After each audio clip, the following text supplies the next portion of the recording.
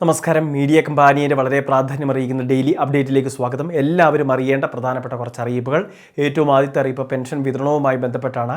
November മാസം 20-ാം തീയതി മുതൽ വീണ്ടും പെൻഷൻ വിതരണം ആരംഭിക്കുകയാണ്. ഒന്നല്ല 2 ഗഡുക്കളാണ് വിതരണം ആരംഭിക്കുന്നത്. കുടിശ്ശിക ഉണ്ടായിരുന്ന 5 മാസത്തെ ഗഡുക്കളിൽ 4 ഗഡുക്കൾ ലഭിച്ചിരുന്നു.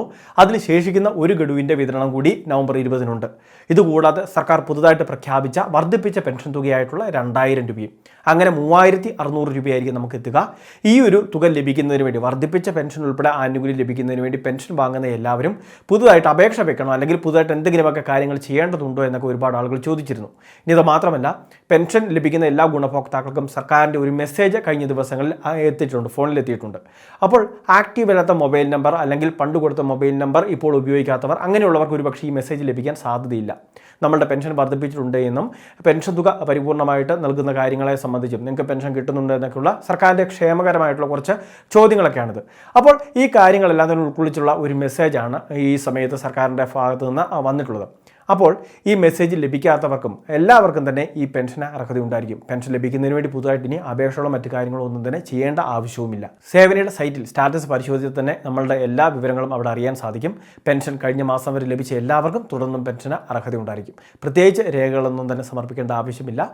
സാധാരണഗതിയിൽ വർദ്ധിപ്പിച്ച പെൻഷൻ തുകയും നമ്മുടെ ബാങ്ക് അക്കൗണ്ടിലേക്കും കൈകളിലേക്കും സുരക്ഷിതമായിട്ട് തന്നെ എത്തിച്ചേരുന്നതായിരിക്കും. ഇനി ഇതോടൊപ്പം തന്നെ ഈ പെൻഷൻ തുക ലഭിക്കുന്നവർ മറക്കാതെ ചെയ്യേണ്ട ഒരു പ്രധാനപ്പെട്ട കാര്യം അവരുടെ സ്റ്റാറ്റസ് ഒന്ന് പരിശോധിക്കുക എന്നുള്ളതാണ്.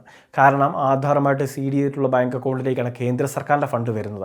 അപ്പോൾ അതിൻ്റെ സ്റ്റാറ്റസൊക്കെ സേവനയിൽ പരിശോധിച്ചാൽ കാണാം. ഇനി അത് മാത്രമല്ല, സംസ്ഥാനത്ത് ബയോമെട്രിക് മസ്റ്ററിങ്, അതോടൊപ്പം തന്നെ എന്തെങ്കിലുമൊക്കെ രേഖകൾ സമർപ്പിക്കാനുണ്ടെങ്കിൽ അതിൻ്റെ കാര്യങ്ങൾ അതെല്ലാം തന്നെ സേവനയുടെ സൈറ്റിലുണ്ട്.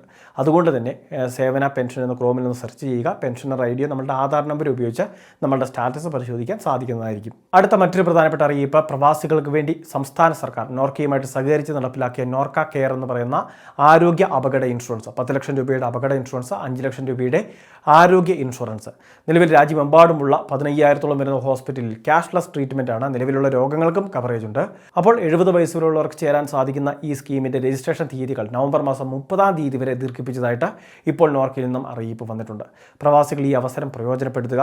വ്യക്തികൾക്ക് അല്ലെങ്കിൽ കുടുംബങ്ങൾക്ക് ഈ രീതിയിലെല്ലാം ഈ ഇൻഷുറൻസ് എടുക്കാൻ സാധിക്കും. പ്രവാസി ID card, students ID card, NRK ID, ഈ കാർഡുകളൊക്കെ ഉള്ളവർക്ക്, ഇത് ആക്റ്റീവ് ആയവർക്കാണ് അപേക്ഷ വെക്കാൻ സാധിക്കുന്നത്.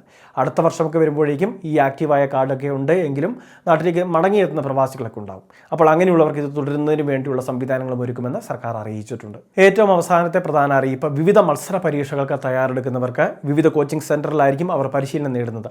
അപ്പോൾ ബന്ധപ്പെട്ട കോച്ചിങ് സെൻറ്ററിൽ നിന്ന് നൽകുന്ന ഫീസ് റെസിപ്റ്റ്, അതോടൊപ്പം തന്നെ ഇൻസ്റ്റിറ്റ്യൂഷൻ സർട്ടിഫിക്കറ്റ്, ഇങ്ങനെയുള്ള കാര്യങ്ങളൊക്കെ ഉണ്ടെങ്കിൽ അപ്പോൾ ഇങ്ങനെയുള്ളവർക്കെല്ലാം വിവിധ മത്സര പരീക്ഷകൾക്കുള്ള ധനസഹായം ലഭിക്കുന്ന വിദ്യാസമൃദ്ധി കോച്ചിങ് അസിസ്റ്റൻസ് സ്കീമിലേക്ക് ഇപ്പോൾ അപേക്ഷ വെക്കാം. മുന്നോക്ക സമുദായ കോർപ്പറേഷൻ നൽകുന്ന ഒരു ധനസഹായമാണിത്. ജനറൽ വിഭാഗങ്ങളിലെ വിദ്യാർത്ഥികൾക്ക്, വരുമാനം കുറഞ്ഞവർക്ക് മുൻഗണനയും ലഭിക്കുന്നുണ്ട്. അപേക്ഷകൾ എത്രയും വേഗം സമർപ്പിക്കുന്നതിന് വേണ്ടി ശ്രദ്ധിക്കുക. നവംബർ മാസം 7-ാം തീയതി വരെയായിരിക്കും സമയമുള്ളത്. വളരെ പ്രധാനപ്പെട്ട കുറച്ച് ഇൻഫർമേഷനാണ് വീഡിയോ വഴി ഷെയർ ചെയ്തത്. ഇതുപോലുള്ള അറിയിപ്പുകൾക്ക് ചാനൽ സബ്സ്ക്രൈബ് ചെയ്യുക, ഫോളോ ചെയ്യുക.